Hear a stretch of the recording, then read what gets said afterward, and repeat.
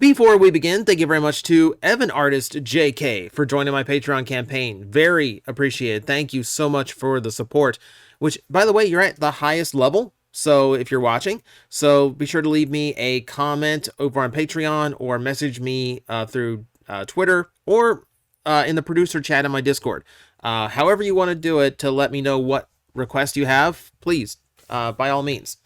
All right, so also real quick, we are at the end of the month. We're getting close to the end of the month, which means it's going to be time for another monthly Q&A video. If you want a question answered for that Q&A video, then please check out last month's, or I should say this month's, because it was posted on February 1st. Go check my Q&A video, my previous one. Leave a question there, and please, one per person, because I'm not going to be able to answer every single one. I want to get as many people in as possible. But if you want something answered, go leave it there for me, and thank you for doing so. All right, speaking of my highest level of Patreon, Samantha decided to upgrade their support to the top tier, and their request was Targetmaster Retrospective, which we don't normally go into like gimmick retrospectives on this channel, so this felt like a pretty good time to expand the boundaries a little bit and see what we could do. So absolutely, we can do this. So we're talking the history of Targetmasters today, and for this, we have to go back to 1987, and we have to put our brains where Hasbro's brains were at the time. So, if you were working on the Transformers back then, here's all the stuff that you had to swallow. Number one, there was a backlash because of the Transformers movie. Not only did it bomb, it killed off the most popular character, and even though you brought him back at the end of Season 3, it still has this bad effect on the franchise. Also, the cartoon got canceled, so you only get 3 episodes this year. Takara is basically out of molds that you can harvest from Diaclone, so you're basically on your own. So outside of things re-released from 1986, it was time for Hasbro to come up with things of their own to keep the Transformer brand fresh and alive. So the decision was that with only the comic books to provide fiction and boost sales, the toys needed to appeal to a younger audience and try to keep kids interested. So 2 things happen. Number 1, they keep the more simplified and larger scale of the 1986 toys from the movie, with a lot more bright color schemes and a lot more simplistic designs that kids can easily play with and might appeal to them directly from a toy shelf without having to see a cartoon. Also, they decided that they needed some kind of functional gimmick to create something a little bit more interesting for a kid to constantly play with. This is a time where there was tons of gimmicks being thrown around, as you can see on the page on the screen right now. But the 2 primary ones, and the ones that became the focus on the Japanese side of things in their cartoon, were Headmasters and Targetmasters, kicking off a set of masters which extend all the way to the modern day. So, Targetmasters back in the day was a pretty simple concept. It's a traditional style transformer with a weapon that can transform into its own miniature robot. Now, the parallel to them is the Headmaster, where instead of the weapon, it's the head that transforms into the smaller robot.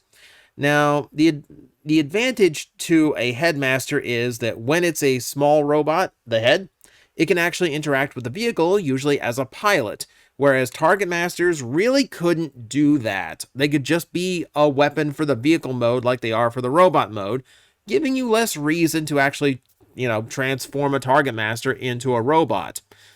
On the other hand, if you lost the mini component to your Headmaster, you're out a toy, whereas with a Targetmaster, you still got a fully functioning transformer. So there's a pretty big advantage to that, and Hasbro, trying to keep things as simple in the designs as possible, probably really liked having a very simple gimmick that was outside the figure to work with. So, yeah, there's a lot of reasons why Targetmasters had a bit of an edge. So, no surprise that seems to be the one that stuck around longer. Headmasters in 1988 got smaller, more simple, and then kind of fizzled out. Targetmasters got smaller too. However, with those, you got 2 Targetmasters with a toy now instead of just 1, and those Targetmasters could combine, adding a little bit of much needed play value to the entire concept. If that was not enough, the brand new combiner for the year was Piranha and the Seacons. And the Seacons were literally described as Targetmaster Seacons. For the first time since Devastator, every one of the for the first time since Devastator, we had a 6-piece combiner, and whatever piece was left off the main robot was able to turn into a weapon that Piranha could hold as an actual gun. Targetmaster. So it's the first time that the concept was expanded to include a larger toy. So in that way, Targetmasters got a much longer lifespan than any of the masters before them, both Headmaster and Power Master. So good on them. And then that does come from the fact that they were far more simple, but it also means that they were given like a lot more they're given a lot more influence over the toy line as overall. So you got to keep in mind, this is all based on toy. If we go into like fictional things, then you're looking at the fact that in America, they were Nebulons, like little characters that took over the guns of larger Transformers.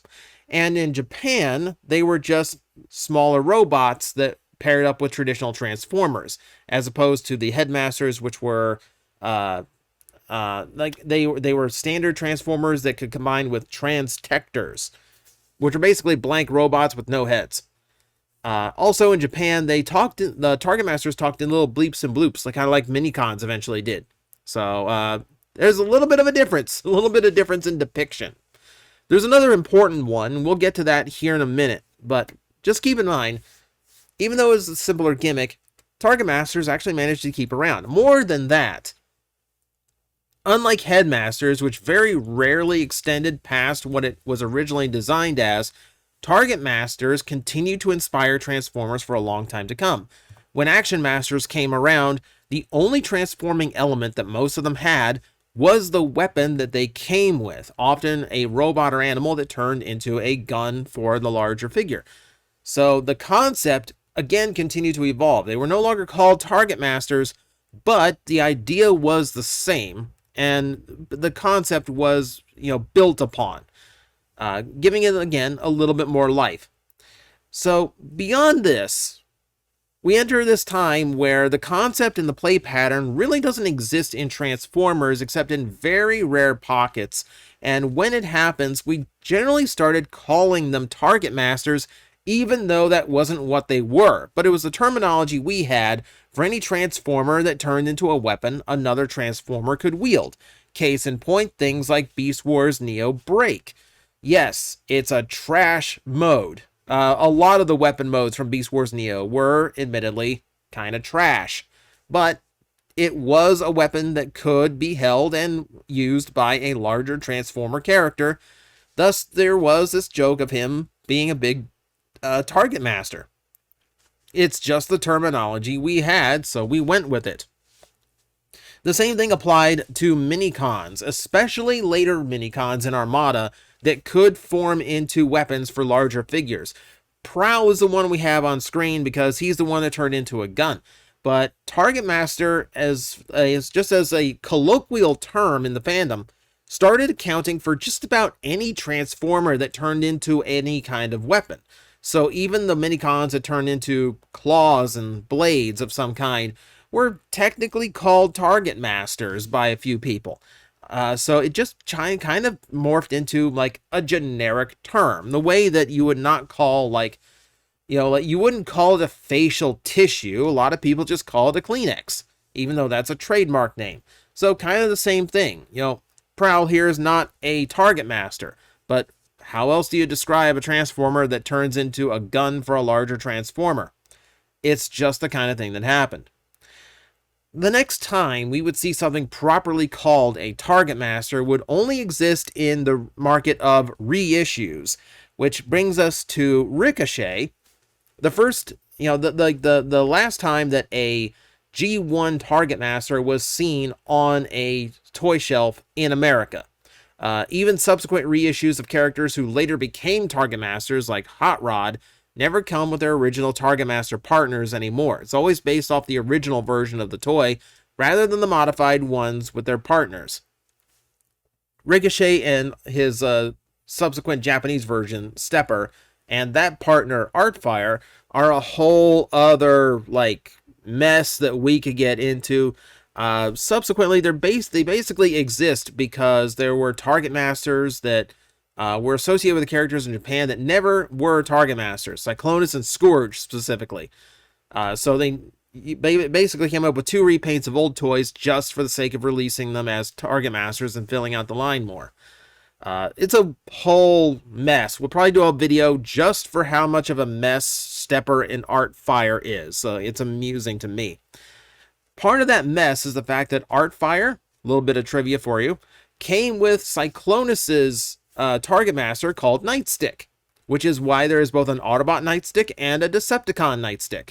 And that Decepticon Nightstick actually ended up becoming the first modern Targetmaster as we moved into Universe 2.0. Cyclonus here was a deluxe, very much in the style of a Class 6 figure, but as an added twist, I don't know if this is because like the toy was relatively scrawny for the time and they just had the extra budget, they decided to throw in his Targetmaster partner. And there's a couple cool things about this. Number one, this Nightstick is actually the most articulated of the Targetmasters we had at the time, and even now I think ranks as the most articulated Targetmaster outside of the Masterpiece brand. But what was neat about this was for the first time ever, a Targetmaster was able to replace the hand of his partner character and combine straight onto his forearm. That is something that only Targetmasters in the Japanese Headmasters series could do. They didn't just form the guns, they basically joined on as hand replacements, which, that's okay. Yeah, that's kind of a precursor to how Transformer weapons work these days, with most of them transforming out of the hand and just becoming arm guns, like they're all Mega Man now. Point being, it's the first time that a toy could do the Japanese style of Targetmaster, and it was with a character who was never a Targetmaster in Japan until this toy. Figure that one out for me, because it's an odd situation. This Nightstick mold, by the way, had the unfortunate role of basically replacing everybody's Targetmaster for a lot of toys that Takara made over the next few years. This mold got exhausted. This mold got used a lot. I did mention that eventually Targetmasters made their way to Masterpiece, right? So they were actually the first gimmick that Transformers had in the old school days that made it to the Masterpiece line. Offshoot here, as we had to call him for his American release, was packed in with the American version of Masterpiece Rodimus Prime. Hasbro did not want to release a big, expensive trailer-based toy that wasn't named Optimus Prime.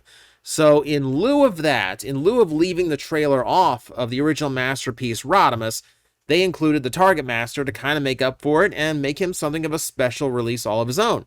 And it was actually a really cool thing to do. So yeah, there is such a thing as a Masterpiece Targetmaster long before we have any kind of Masterpiece Headmaster, Breastmaster, Power Master or whatever master. Again, advantage of being the more simple gimmick, I suppose. Beyond that, we again move into this territory of things that are kind of Targetmaster, but kind of not. In Japan, the Prime toys also came with minifigures called ARMS Microns, which are technically in the Minicon category because Micron, that's the Japanese name for a Minicon, but they don't function the way traditional Minicons do. Instead, they form weapons for larger figures. Targetmasters. And some of them do turn into guns, so what else are we supposed to call them? It doesn't help that there are also campaign versions of these characters that could also form into more traditional looking Targetmasters that are intentionally based on past ones. And then we move into things like Power Core Combiners, where those Minicon molds are also reused to recreate old Targetmasters. So they keep the gimmick going by basically rehashing any little micro figure that turns into a gun of some sort. This moves into other modern depictions. From here on out, the replacements for Targetmasters basically go aside and we get back to the original, though it's sporadic at first. In Generations and Thrilling 30, we got Scoop, our lone Targetmaster representative for the 30th anniversary line. And here we actually got some really cool updates to the Targetmasters. So aside from the fact that it's a pretty obscure one, it's one of the smaller 88 Targetmasters getting a remold, or getting like a brand new toy. The Targetmasters he come with are super crisp, well painted. They're buff now. Like, they actually put in some effort into making them look like really good little robots all in their own. And it comes with the benefit of them also still having their original functionality. They can turn into guns, they combine. I will admit, the guns are not as solid looking as I'd like. They look like little guys with barrels sticking out the back of them that you're holding by their legs. So it's a little bit weird. It's a little bit weird looking, but I really appreciate that they went through the effort and they put so much effort into making that toy good. It was the only Targetmaster we got for a long time. So beyond this, we do have to get into where Targetmasters are, make a modern return, but not maybe in the best way. This is where we talk about Siege. And technically, we're not talking about Targetmasters anymore. We are talking about Battlemasters. Battlemasters is something of a catch-all for everything we've been kind of covering in this video. It's all based on little micro toys that turn into weapons for larger Transformers. They can be swords, they can be shields, they can be all kinds of things. But at the end of the day, the guns were based on Targetmasters. And at this point, there were characters being released that are associated with being Targetmasters, but didn't have their accessory characters. So in order to get those, you had to buy their individual Siege figures. There's some of these, if I recall correctly, that are even locked behind multi-packs you had to buy just to complete your characters who were originally designated as Targetmasters. Crosshairs, I believe, is one of those cases. So it became kind of a mess to complete your G1 characters. And then there's the fact that as toys themselves, the Targetmaster Battlemasters really weren't that interesting. It seemed like the melee-based toys from that line were far more interesting and well-received by fans, where, ironically, the vintage characters kind of went by the wayside. And I don't think it helps that that there were really only 2 gun molds across all of the Battlemasters. So you're really getting a poor representation of the original characters. And that kind of hurts your chances of collectors wanting them. However, today it does seem like we are in a brand new renaissance and a brand new possibility for Targetmasters, because we're in this era where now they're pretty much the only ones that haven't gotten really good updates to their original selves. So we enter things like Needlenose here, who gets both of his original Targetmasters. Now, they essentially function exactly how the original ones do. There's not a whole lot of extra flash to them. To be fair, you probably could have reissued the original accessories, and I don't think anyone would have bat an eye at it. But the point being, this is a thing that is possible now. Targetmasters that come with their original partners. We also have brand new ones like Point Blank. Point Blank just came out with his original partner. And we also know Sure Shot is on the way as well. With all of this love for Targetmasters, I'm kind of pulling for Crosshairs personally. That's the one I grew up with. As well as Quick Mix. I had Quick Mix as a kid. So there's possibilities being laid out. And it's nice to see that after so many years of just kind of being close to what a Targetmaster is, or having to piecemeal my Targetmaster together, we're finally at this point where we can just have them.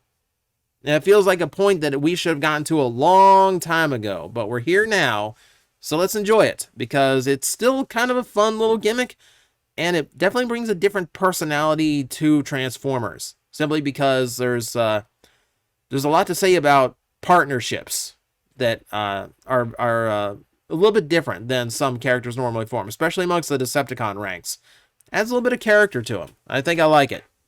So, that is your retrospective. That is Targetmasters throughout the years with Transformers. I think we're at the point where we're not going to get any kind of weirdness to them anymore. We're just going to get Targetmasters the way they used to be, because it seems to be the way that everyone responds really well to them. So let's look forward to more in the future if we get lucky enough.